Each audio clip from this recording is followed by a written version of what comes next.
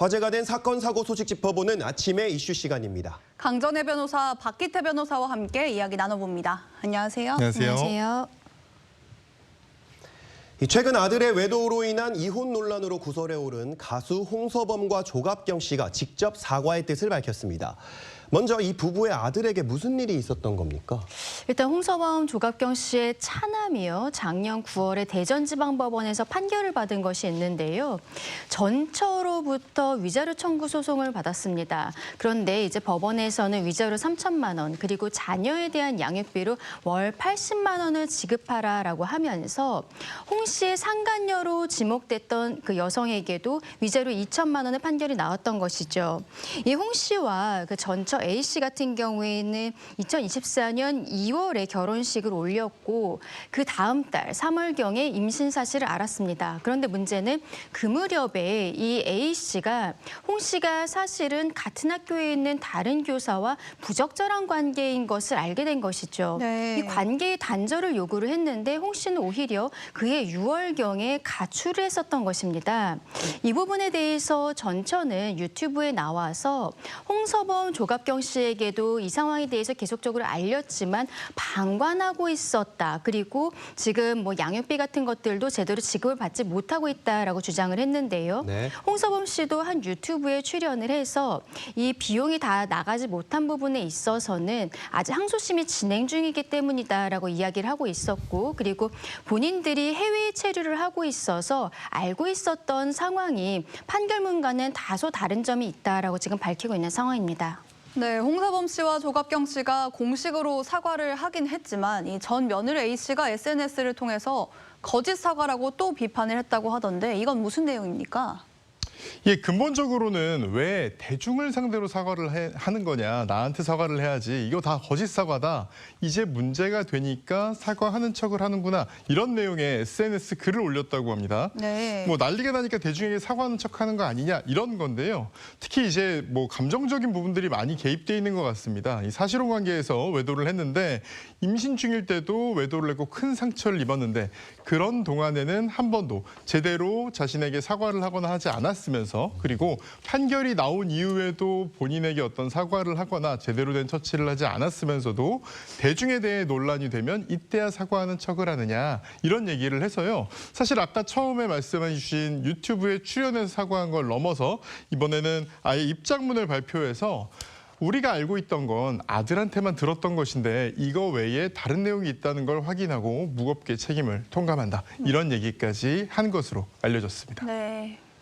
네, 홍서범, 조갑경 씨의 아들 이혼 논란을 계기로 성인이 된 자녀의 문제를 부모가 어디까지 책임을 져야 하는지 갑론을박이 벌어지고 있습니다. 변호사님, 물론 연예인이기 때문에 이런 관심을 더 받는 거긴 하겠지만 변호사님께서는 이 부분에 대해서 좀 어떻게 생각하십니까? 이 차남 홍 씨 같은 경우에는 현재 30대로 알려져 있고요. 그리고 문제가 되는 이 위자료가 나오게 된 외도 과정에 있어서 홍서범, 조갑경 씨가 관여가 되었다라고 보이지는 않는 부분입니다. 네. 그런데 이제 전처 측에서 주장하고 있는 것은 임신과 출산 이런 상황에 있어서 연락조차 이 시부모가 닿지 않았다라는 것이죠. 그리고 메시지를 보냈지만 읽고도 답변을 하지 않았다라고 하고 있습니다. 또 그 다음에 아이를 키우는 과정에 있어서도 홍서범, 조갑경 씨 측에서는 아이를 보여달라고 하거나 혹은 양육비를 지급하거나 이런 모습들도 전혀 없었기 때문에 임산부를 방관한 것도 잘못이다라고 주장을 하고 있는 상황인데요. 근데 이 부분에 있어서는 어쨌든 이 혼인이 파탄에 이르게 된 과정에 있어서 부모가 관여됐다는 것은 전처 측에서도 주장하고 있는 부분은 아니기 때문에 네티즌 측에서도 지금 좀 왈가왈부는 있는 상황이라고 보입니다. 네, 박 변호사님께도 비슷한 내용 여쭤볼게요. 이 연예인 부모라는 이유로 더 높은 도덕성과 책임이 요구되고 있는데 이 부분 어떻게 생각하시는지 궁금하고, 이렇게 판결문을 공개적으로 내용 공개한 건 문제가 없는 겁니까? 저는 두 가지를 생각을 해보고 싶습니다. 네. 첫 번째는 제가 이혼 소송을 하다 보면 사실 이혼 소송 과정에서 감정적으로 완전히 굉장히 파탄이 나는 경우가 정말 많습니다. 왜냐하면 상대방이 더 잘못했다는 거를 적극적으로 입증을 해야 이혼과 재산 분할, 위자료 등에서 유리하다 보니까 굉장히 감정적으로 끝까지 가는 경우들이 많고요. 그러면 이용할 수 있는 모든 수단을 이용하게 됩니다. 그러니까 부모에 대한 비난을 한다거나 대중에게 알린다거나 이런 일도 굉장히 많이 일어나게 되는데 소송을 아무래도 아이도 있는 상황인데 좀 이렇게 포용적으로 하는 어떤 절차들이 필요하지 않나 싶고 이 연예인이라는 이유로 물론 당연히 자녀에 대해서 더 큰 책임을 지는 것까지는 아니겠습니다만 어떻게 보면 대중에게 평가받는 직업의 숙명이라는 점도 뭐 생각이 들고 그렇습니다. 네. 네, 다음 소식 짚어보겠습니다. 지난 주말 승객 359명이 탄 한강 유람선이 강바닥에 걸려서 멈추는 사고가 발생을 했습니다. 다행히 인명피해는 없었지만 아찔한 사고였거든요. 이 정확한 사고 원인 뭔지 밝혀졌습니까? 일단은 사고 과정에 대해서 말씀을 드리면은요. 28일 저녁 8시경에 반포대교 인근에서 유람선이 멈춰선 것입니다. 30분가량 이탈 시도를 했지만 결국 실패를 했고요. 그런데 이 과정에서 엔진에서 연기가 났지만 화재로까지 이어지지는 않았습니다. 9시 37분경에 소방당국과 경찰에 의해서 359명이 모두 전원 구조는 되었습니다만 그 과정에서 한 1시간 정도 배에 갇혀 있었던 것이죠. 서울시 측에서 파악한 바에 따르면 이것은 간조의 영향이 있어서 수위가 낮아진 것이 영향을 끼쳤다고 지금 이야기를 하고 있는데요. 네. 지금 평소보다도 반포대교 무지개분수 쪽으로 가깝게 이동을 했는데 이게 원래 이 유람선이 다니던 이 과정 루트는 아니었던 것으로 알려지고 있습니다.